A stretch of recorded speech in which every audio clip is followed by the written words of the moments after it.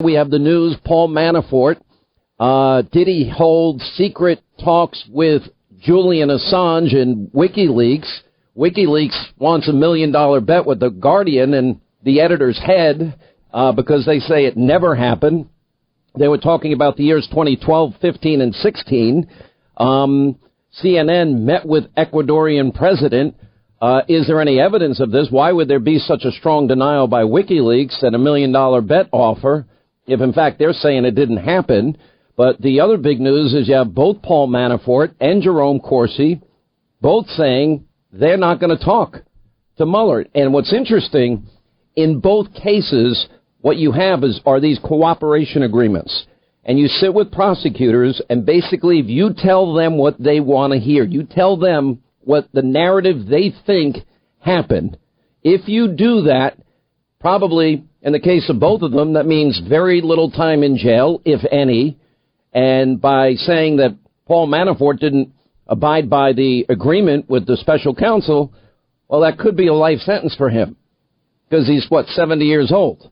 So, he's risking and basically willing to roll the dice that he could die in jail because he doesn't want to sign a document that he feels is not true or buy into a narrative that he finds is false. Pretty amazing as this now moves forward. Joining us now, Gregg Jarrett, and he is a Fox News analyst, author of the #1 bestseller, The Russia Hoax. David Schoen is with us, civil liberties attorney, criminal defense attorney. Greg, let me start with you. The one thing that I think is very hard, because this happens all the time, and that is prosecutors say, well, if you tell us this, and you tell us this, and you tell us this, okay, and sign on to it, we're going to go to bat for you, and you're not going to spend that much time in jail. Isn't that bribery? Sounds like it. Isn't it suborning perjury? And if you and I did this, or David, we would be immediately prosecuted and convicted. It's extortion, it's bribery, it's using tactics of coercion and threats and temptation, a quid pro quo. It's called test-a-line, and it happens all too often. Mueller and his team of partisans, Andrew Weissman especially, are not interested in the truth. They're interested in trashing Trump, gaining convictions at any cost. And one of the things that it appears that they're trying to do is get Jerome Corsi to lie. It appears that they're trying to do the same thing to Paul Manafort, and neither one of them would have anything to do with it. And you're right. I mean, they're looking at the rest of their lives behind bars. Well, Manafort is certainly looking at the rest of his life behind bars. So it would be very tempting. And all too often, people who are defendants in cases who test a lie are tempted by shaving off years off a prison term. And who wouldn't be tempted by that? So it takes incredible fortitude to say, no, I'm not going to lie, and I'll do the time. David, let's get your take on that, especially in light of both of them doing it at the same time and the cooperation agreement that we, just basically blew up. I mean, that pretty much means if they're saying that Paul Manafort lied, that they want to go after this guy even more. I agree with everything Greg said. I agree with everything you've said. And this happens every day, unfortunately. Listen, thank goodness that Corsi is standing up to them. I had a fellow come to me just a couple of months ago, a hedge fund fellow, who had a case that Weissman started before he left Main Justice. This man said that he was willing to take 10 years rather than to tell the lies that Weissman and his team wanted him to tell. I don't know that I've ever heard of anyone willing to take the 10 years, but he said they wanted me to lie against people I worked with and say that they did things they did not do, and I couldn't live with myself if I did that. So we're going to learn what Mueller is accusing Manafort of lying about, and then the story breaks in the New York Times about Manafort potentially holding secret talks with Julian Assange.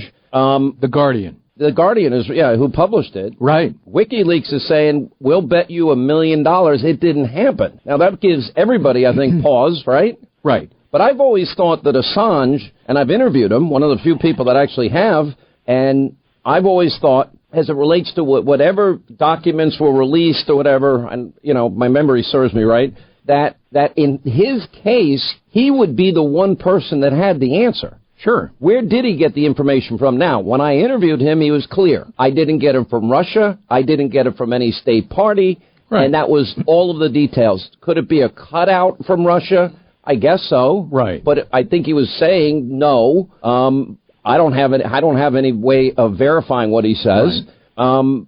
But I would believe that he had the evidence and can prove where he got it from. Oh, absolutely. That would answer a lot of questions. Sure. So if you're Robert Mueller, isn't Julian Assange one of the first people you want to interview if you truly think that the Trump campaign somehow was involved in the hacking of the DNC and John Podesta and the Hillary Clinton campaign, which has always been an absurd proposition. The Trump campaign was running on the fly.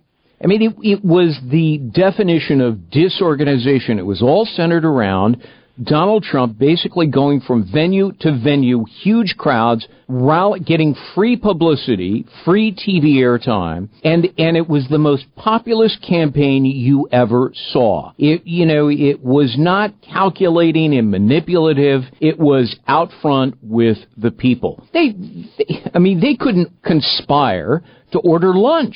And you talk to anybody who was in on that campaign, and they'll laugh and say, we weren't colluding or conspiring or coordinating with ourselves, much less Russia. So if we look at what Paul Manafort's attorneys are saying here, that Mr. Manafort believes he provided the truthful information, he doesn't agree with the government or Mueller's characterization that he had breached the agreement, and, then we have General Flynn. Well, now we know that neither FBI agent, including Peter Strzok, that interviewed him, and James Comey, then FBI director, didn't believe that in any way he was being dishonest, General Flynn, to the FBI when he was being questioned. Now, he starts running out of money. He can't afford attorneys. He's probably being threatened, well, we're going to go after your son, or whatever else they might have threatened in his case, because his son worked with him, but we'll let you sign off on this lying to the FBI charge, and you can go sell your house, pay your attorneys, and it's not going to bleed you dry for the rest of your life. And to me, it sounds like he did it to put an end to it, and probably to protect his family. Because right, yeah, and prosecutors do that all the time. Absolutely. I mean, Greg said it before. Very few people can withstand that pressure. And it's not just the pressure to themselves. In some of these cases, the pressure standing up for family members who did absolutely nothing wrong. But listen, we have a double whammy here. Under the special counsel regulation 600.4, Mueller and his team get to decide if any person has interfered with or obstructed their investigation, in their opinion, if someone lied. And now, with a plea agreement, which is particularly onerous, they unilaterally get to decide whether Manafort was truthful or lied to them. And if his narrative doesn't fit theirs, as you pointed out at the beginning of this segment, then he's what they call a liar. Listen, it happens all the time. In the Eastern District of New York, where Weissman and Andres, members of the Mueller's team, come from, and they deep-sixed a witness, a guy named Gaspar Casso, because he told them things that Sammy the Bull Gravano was saying against Gotti and others simply weren't true. They couldn't have happened. So they threw him out of the program and put him in the max in Colorado. And they've done that time and time again. They decide who's telling the truth. They decide who's lying, and has to fit their narrative. And with this plea agreement, it's really onerous. I wish the lawyers would make more supportive statements than that Mr. Manafort believes he provided the truth. They should be all over this.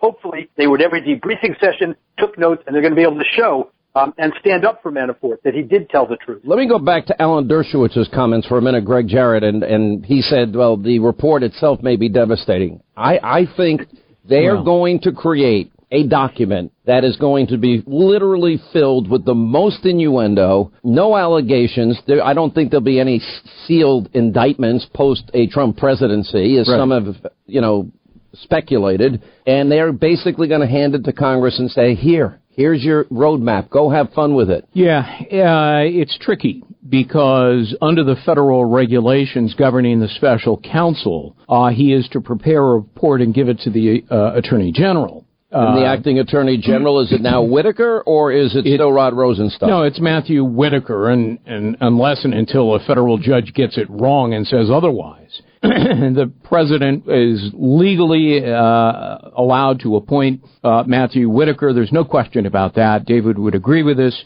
And should he have recused because he had public comments about Mueller? No, of course not. No, if you look at the recusal regulations, it doesn't say anything about that. So the report goes to whoever is the Attorney General at the time. if there's a new attorney general appointed by the president and confirmed by Congress, by the Senate, then it'll be up to that AG to decide. And if there is no evidence or findings of fact of a crime in there, there is no obligation to even release the report to Congress or anybody else. So in other words, there's no obligation to ever release it. That's right. Now, if the Democrats in Congress want to get it out anyway, are they going to be able to get it out anyway? Yeah, they'll call Mueller to testify, and they'll ask him, and that's how they'll get it out. All right, got to take a break. More with David Schoen, more with Gregg Jarrett.